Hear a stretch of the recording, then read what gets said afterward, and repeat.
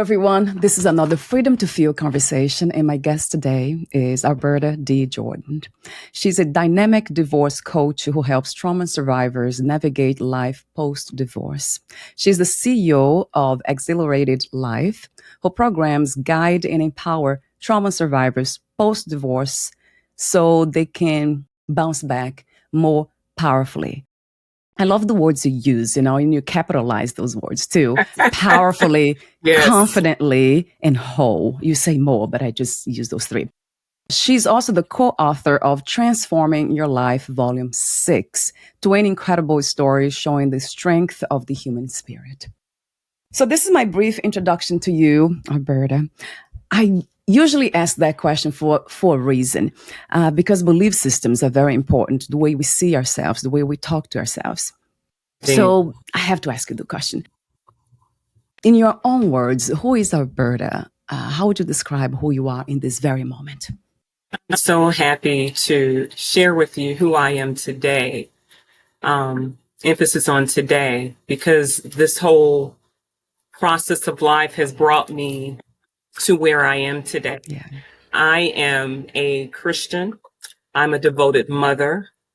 I am committed to excellence, and I am really motivated by making an impact in the lives of others. So I am loving and connected. Yeah. And so I feel really effective, and I feel like I'm spreading love and joy if I can help somebody else heal and move on and be whole again and be happy again. So that's who Alberta is today. Part of the whole. Yes. I love that concept of wholeness. To me, it really speaks to the essence that we are whole. So there's nothing missing, nothing to be added anyway, because we are already what we are looking for. So this is always my starting point at any moment in time. Of course, is uncovering and exploration, into what is really to feel whole. So how to describe that experience, if it is an experience, to feel whole? What does it feel like? So it's been a quest, actually, and a quest that started with truth.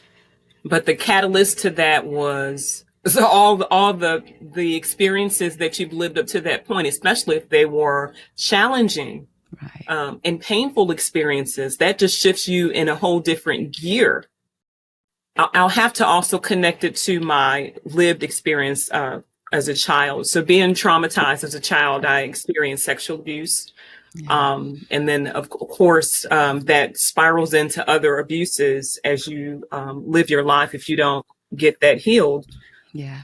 And so because of that experience, someone trampled my bodies. They trampled my boundaries. They trampled what I wanted, and I felt like I didn't matter. So I felt like I was not whole. I felt like something was missing. Something must be wrong with me. Why did this happen to me? So that started the quest for wholeness.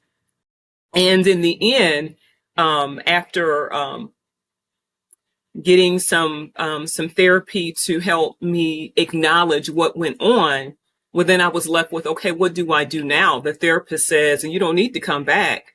So how do I move myself forward? So it was the self-discovery of that, to see, okay, what else do I need to put in place to make me feel whole again? You're right. All of the components were there. Right. But the boundary was trampled. I felt powerless. I did feel like a victim and like my life was out of control. And you know what? When you're traumatized, it is.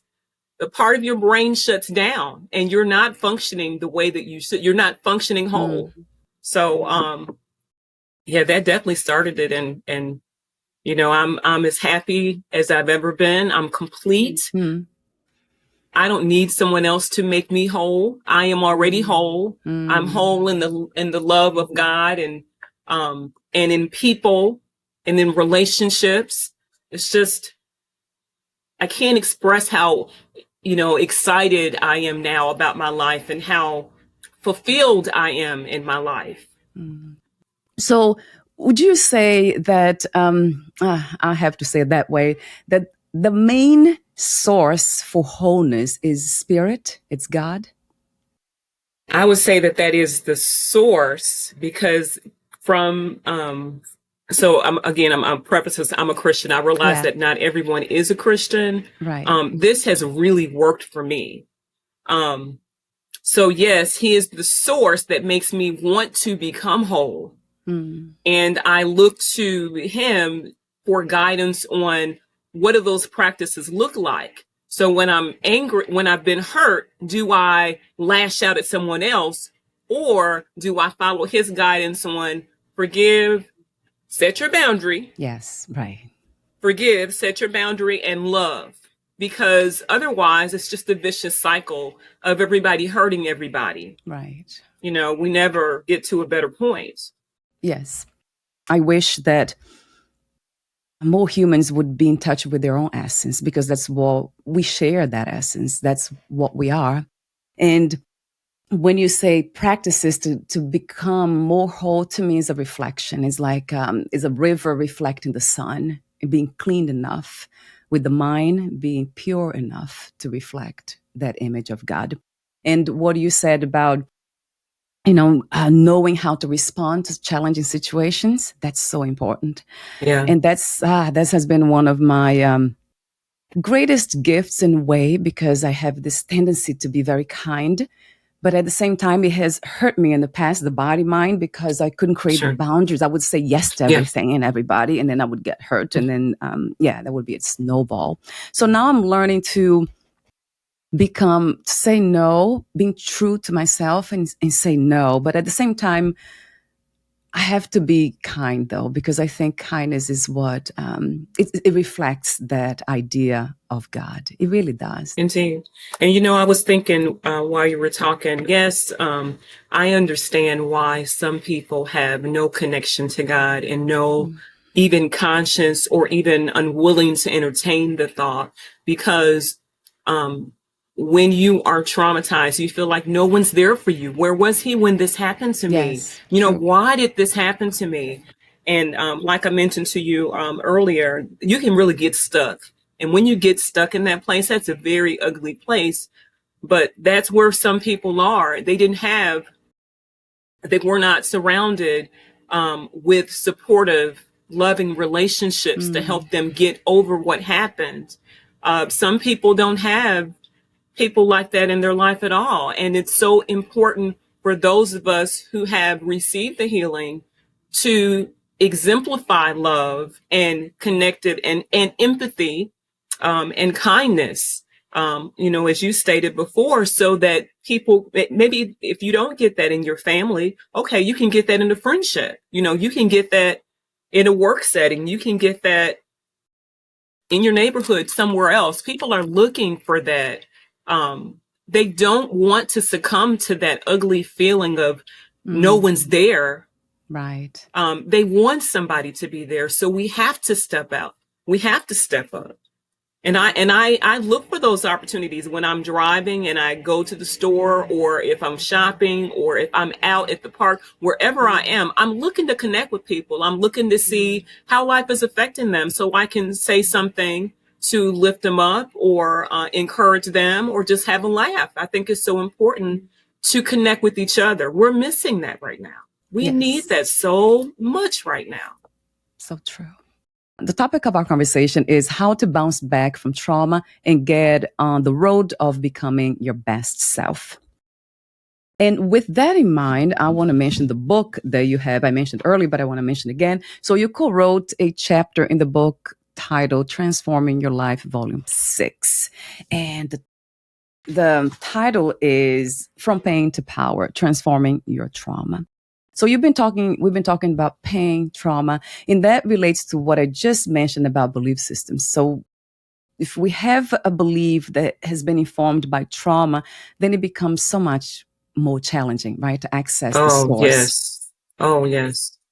Talk to me for a moment a bit about that. How do we, like, for people who are listening now and going through challenging situations, even it could be at any level, but what's the first step into learning to understand pain, our own pain, and having this more, let's say, friendlier relationship with it? That's an interesting question. So first of all, we don't learn from our pain until we've had enough. Mm. Now, unfortunately, a trauma survivor has a high tolerance for pain. Mm. Unfortunately. So it takes a long time, unfortunately, for a trauma survivor to have said, I have had enough. But nothing changes. You don't grow. You don't move on. You have the repeated traumatic experiences until you reach that point. You have got to, you will not shift gears until you reach that point. Once you do reach that point to say enough is enough, now you're in a new gear. Now you are ready to do something different than you've done all those years before. Yeah. So now you're open to looking and learning and trying something new. Whereas before, a trauma survivor tends to like to do the same thing, even if it brings pain, because there's comfort in the consistency. That's true. And so once you've said enough is enough, I'm going to make a suggestion. The first thing that I think you need to do is start telling yourself the truth about everything, about yourself, about what you've been thinking, about what happened. You have to, so that you can create a sense of safety. Right. If you can't keep yourself safe, then there's no hope. You won't move on. It starts with telling yourself the truth. So whether anybody else ever tell you the truth at all, you tell yourself the truth. And then from there, Right. well, then there's a whole a whole host of things to do. But Right. I've got to stress again, when you reach your tolerance level, enough is enough. I'm going to start telling myself the truth. What I'm doing is not working. I need to do something different. Yeah. And then you need to figure out what that is, because every situation is going to be different. Yeah, that's true. That's very much true. Yes. That's in a way sad to hear that we need to get to this deep suffering place in order to wake up and to Yeah. really be ready to transform and to change. Yeah. I wonder if for some humans, if it's different for some humans. Do you believe that we are all like this, Alberta? That's a human thing? Or for some of us, might be different. We might learn faster. Oh, I think this is true of trauma. What I'm speaking is true of trauma survivors. Yeah. They have that in common. But no, other people who have not had their systems compromised, their boundaries compromised.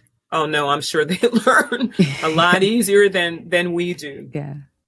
Now, something I neglected to add was, when a person reaches that point of they have had enough is enough, and they are ready to move on and do something different, I'm just going to encourage whomever's listening that needs this, don't do this on your own. You can only get so far on your own, because unfortunately, when you are still traumatized, all of your, everybody has a whole brain, but part of our brain is still shut down, and we have got to learn what to do to shut that back on.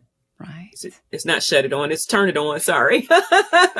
Yeah. And you can do that through, in therapy, you acknowledge, like I said, but then once you get through acknowledging, and developing your coping mechanisms, when you're ready to move on, then you want to reach out to a coach. And so you have those, and then there's support groups, there's other resources out there for you, but don't try this. Don't do it alone, because it'd be easy to fall back into your old pattern of behavior.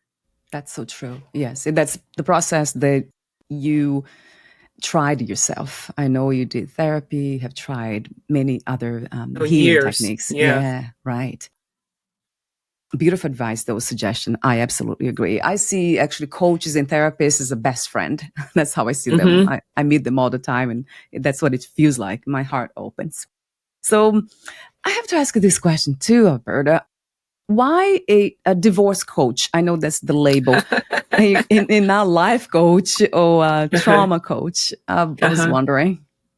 I'm truly a trauma coach, but my the box is around people who have already been divorced Right, because there's right. I had to have some sort of a boundary because some trauma survivors are not ready, Mm, and they won't let you work with them, and it will be frustrating. And I can't go that direction. I'm trying to make a difference. I'm trying to make the biggest impact I can and help others. And so divorce represents a very big decision that has been mm. made, and it represents to me that they have shifted gears. Now I'm ready to work with that trauma survivor. So that it almost feels like a legit first step, right? Going through a Exactly. divorce. That's already a big change. Yeah, they shifted gears. And there's so much more. So, first of all, that's also my experience. I am Yes, divorced right. and I'm traumatized or was traumatized. And so I feel like that's just, I could easily cater. Yeah, I know, I know the path. I know how hard it is. I know how challenging it is. And I know just what to do. And they don't have to take years and years like I did. So, right. Yeah. What a beautiful purpose to have. Do you feel that this is a purpose, a mission that you have in this lifetime? it did. Yeah. I tell you, yes, it happened. I wasn't going in this direction at all.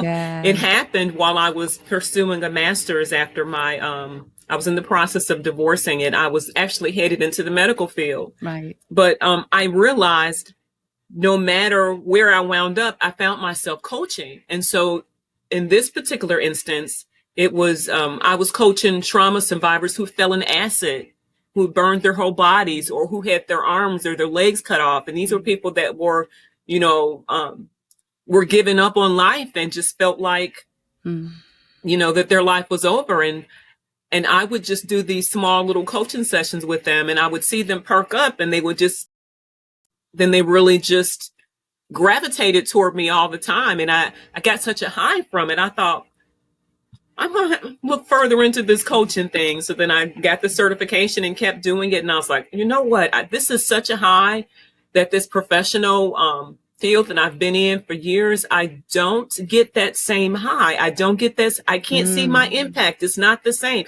This is the impact that I want. I want to see that I am making somebody else's life better. So then yes. after that decision and that feedback from the clients, that was it. Yeah. You see how beautiful it is, this connection, right? Deep, meaningful connection with others. It reflects back what is in us that needs to flourish, that needs to be here, be activated. That resonates very much with me. Another question that I have for you is what is the main difference between coaching and therapy from your perspective? A therapy is a safe setting where you are allowed to share whatever you want to share. And preferably it is to allow things to come out that you need to face and deal with. It Right. provides a very safe setting for that. And you can also get some coping tools on how to cope with what is ailing you. But therapy is not led, it's self-led. Mm, So since therapy is self-led, you don't know how to lead yourself through what's going on. You're just going to release. Like when I would look so forward to every week, just go and just dump and release. And once I did that, I felt fine, but I was like, what do you do next? mm, That's yeah. what a coach is for. Yeah. A therapy is not for what do you do next. Therapy is to, face everything, get some coping skills because you can go to therapy for years and years and years. And I did. I mean, for more than 10 years and still I didn't come to some kind of conclusion on how to heal and how to, be better Mm, and all of that. I am a better person for sure because when you release, um, it's healthy and it makes you better. But coaching is to move you forward. What's next? What's next? Okay, you faced all of that. What do you want to do next? What do you want in your life? A coaching session it's Right.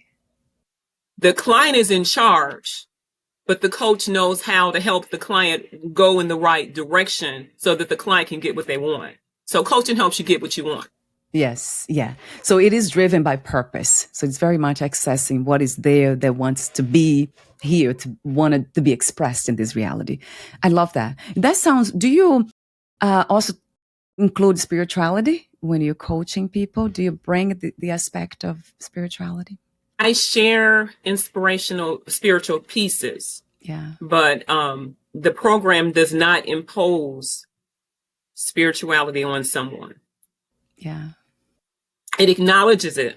Right, right. So you, in a way, wait for the client to express their interest for spirituality or talk about it in order to kind of investigate, explore that ground, or do you ask questions about spiritual beliefs? And I'm wondering how do you go around the spirituality piece? Because I feel it's so important, Alberta. It is important, but I'm also very, very sensitive to people and Yeah. respectful. So I will, now, if it's going to be, so there is a piece in the program where I have an inspirational or a spiritual reading, Yeah. and I would share that, like I'm upfront, I share that with the client. Listen, this is coming from, this spiritual book.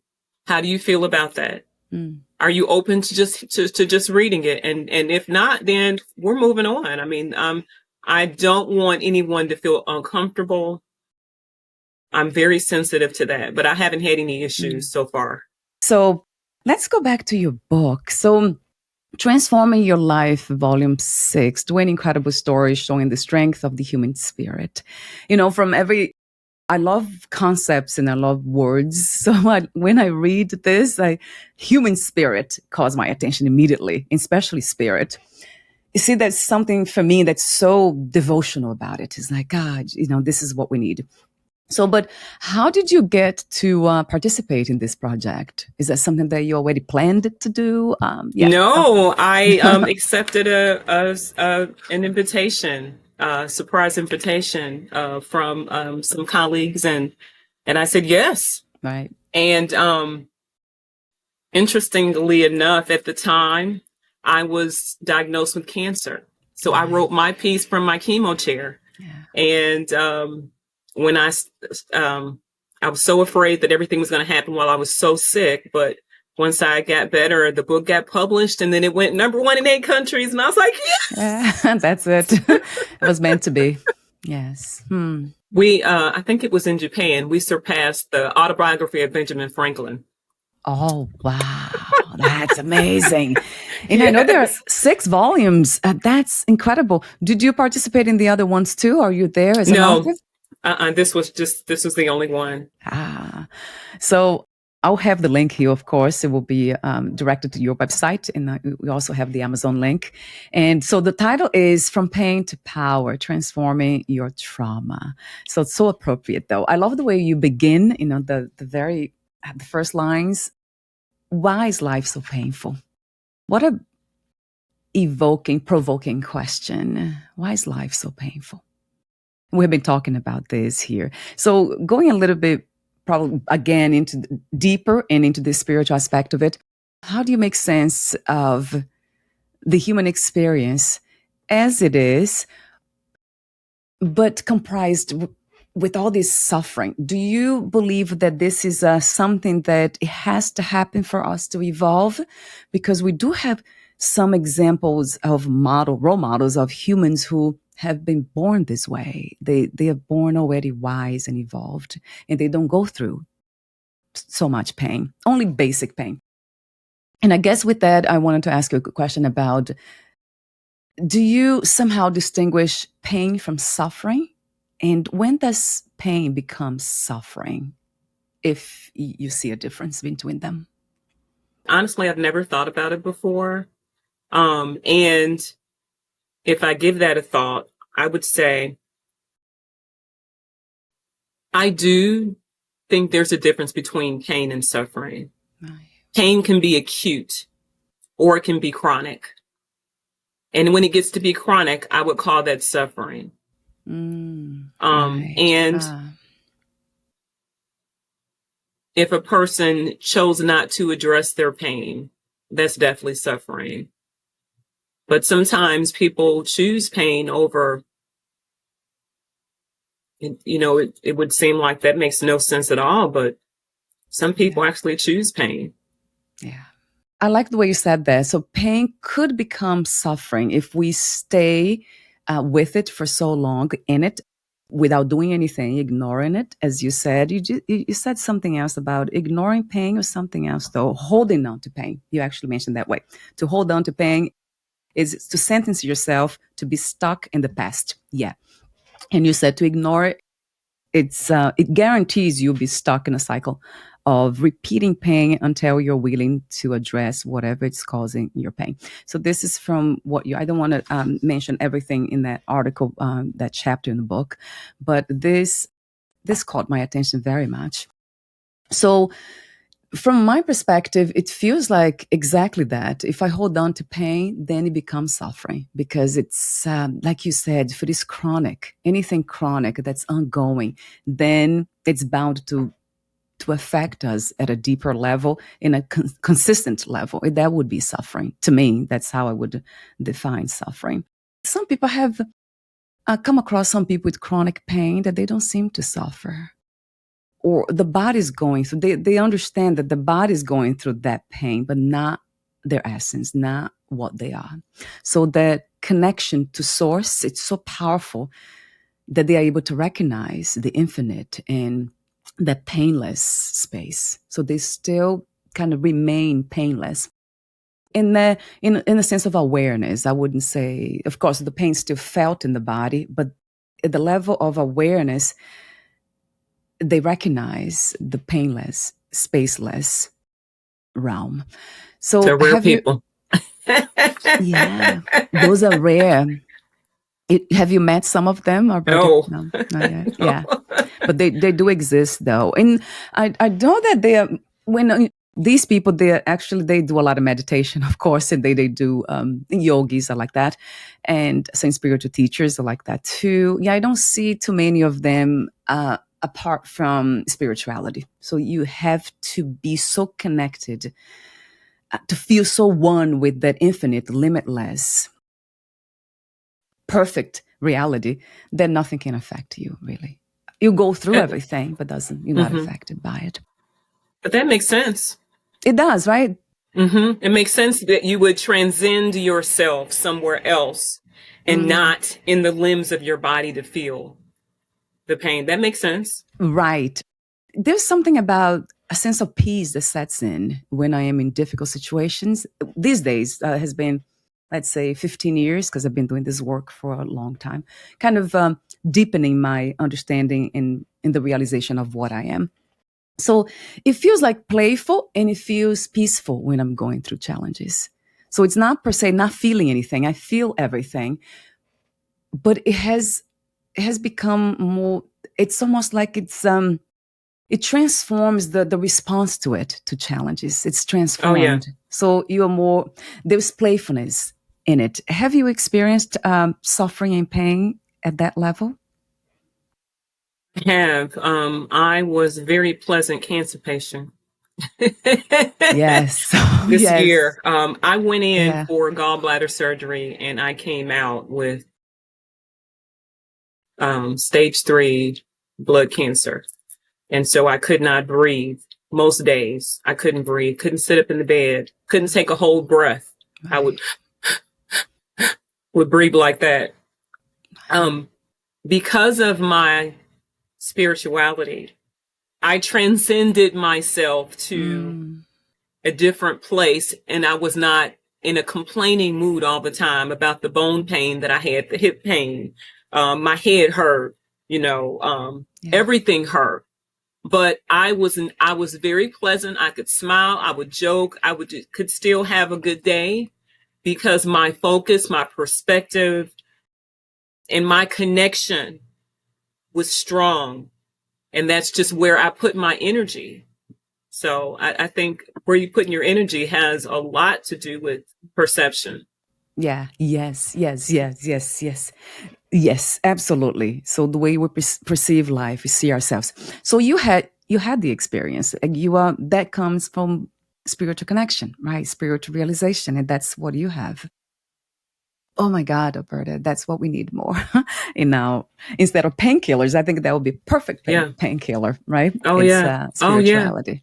I keep coming back to it because it has been my lived experience. It's just incredible how much challenges I went through, and it was just I wouldn't give into it. It was just I could see it differently and behave differently, think differently. It has to become coming from that place. And what you described is exactly that. Yeah, it's you're shifting the energies into Exactly. to that place that's infinite, that's already perfect. Exactly. Exactly. Mm, That's exactly it. I never once was depressed the whole time that I couldn't yeah. breathe. The whole time I was hallucinating and just having all of these crazy experiences and couldn't control my body. It was just the strangest thing. But I never once said, why me?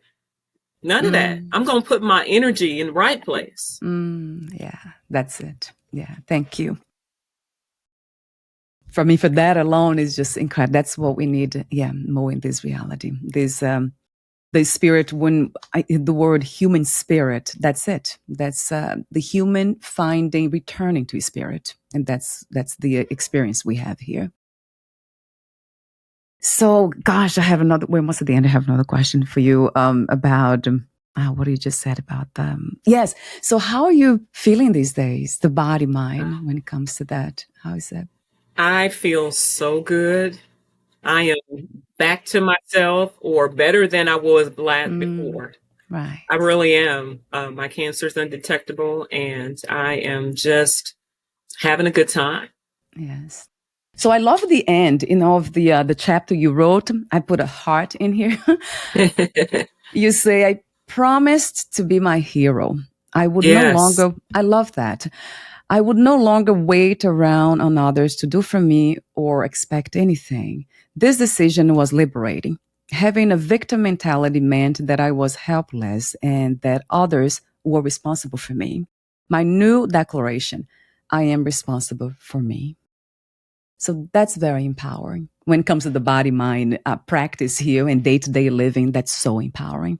There was one message from the chapter that you wrote in the book, Transforming Your Life, Volume 6, From Pain to Power, what would be the message? I just read this piece here, but I would love for you to read a passage if you want to, or tell me what the main message is, Alberta. I'm going to emphasize acknowledging trauma. Hmm. And if I had to just grab a section, I'm going to grab what ignoring my trauma did for me. Yes.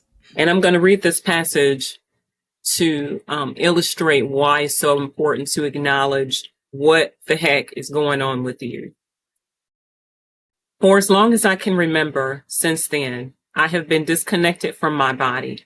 And I apologize for those who, well, you can get the book and then you'll get the whole passage. Yes. This Yes. is referring to my trauma. Yes. For as long as I can remember since then, I have been disconnected from my body. It was the only way I knew to keep myself safe. It was how I held myself together. But the things about not allowing yourself to feel anything is that you not only block bad emotions, but you block the good ones too. Right. The heinous deviance of my auntie's boyfriend was practiced right under the nose of those I trusted most. His reckless arrogance stripped me of my sense of self and my sense of agency. I will never forget one day in the middle of a beautiful gathering among the females at my grandparents' house. I sat happily in the middle of all the chatter when Satan himself reached his filthy hand for me and snatched out my soul. Yeah.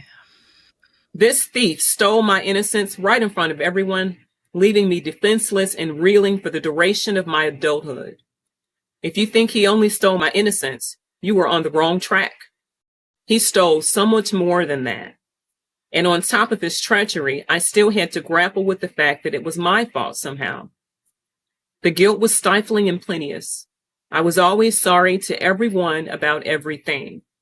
I was powerless, boundaryless, defenseless, and felt unworthy of anything good in life. This led me to choose toxic relationships involving physical, emotional, verbal, and financial abuse. I was especially attracted to difficult men who were never satisfied. I'm not sure I want to keep reading because it's a whole nother page, but if I could just stop there and just make the point of when trauma happens to you, it continues to happen to you and it is stuck in your body and it affects your life going forward, and it has got to be acknowledged. You've got to get some help so that you can become that best you that you were meant to, so that you can receive all the love you were meant to receive, so that you can make the impact and discover who you were born to be and live your life and be you. Yes. Wow. What a beautiful message. It's empowering again. I love how you keep going back to that trauma. And in a way, it feels like unfairness because, we talked about suffering and pain, growing from pain, but when it comes to trauma, it's so unfair because we didn't ask for it, especially when we are children. And then we are powerless, as you said, we can't do much. And then we just are living from trauma responses for years and years and years. It's been my case too, without recognizing, the true self, as you say, the best us. Exactly. We're not able to access that. And it takes so long sometimes. Oh my God, Alberta, thank you so much for doing what you do, for going through the process of recognizing the trauma responses and putting an end to it. That takes courage. It really does. I must do it.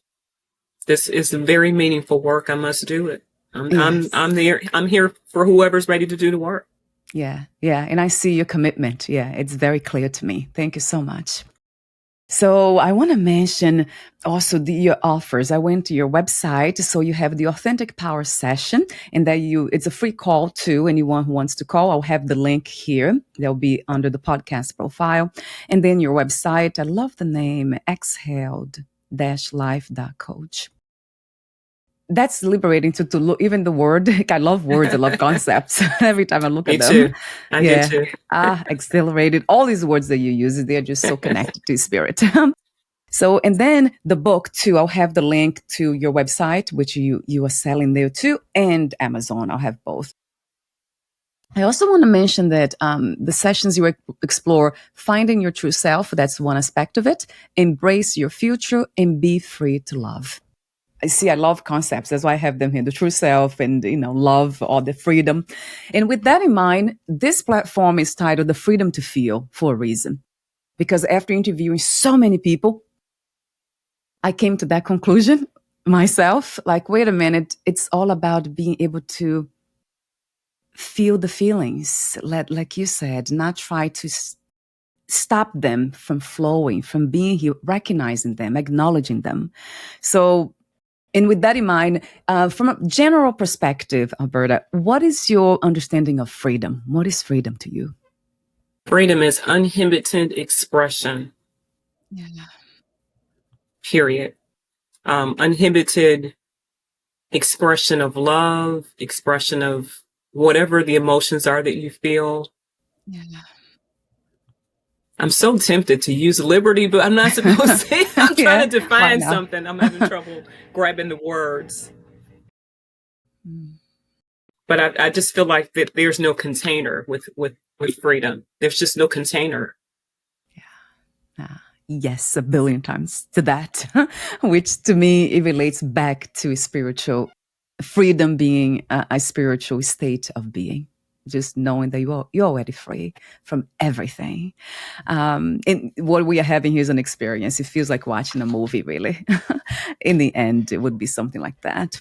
But thank you so much again for your presence on this platform and in our reality, in this world that we live in, this reality. Thank you so much, Alberta. You're beautiful in every way. I love how committed you are. That can be felt energetically. It's so clear that you want to help others to find peace, to find the freedom that I'm speaking of. Yeah. I know that we don't have to use those words, and some people, they don't even know how to define what they're looking for, but that's what we all want, right? To find out that we're already free, and that's true freedom in that Indeed. sense. So thank you again, and we'll talk soon. We'll be in touch again. Take good care of yourself. Bye for now, Alberta. Thank you.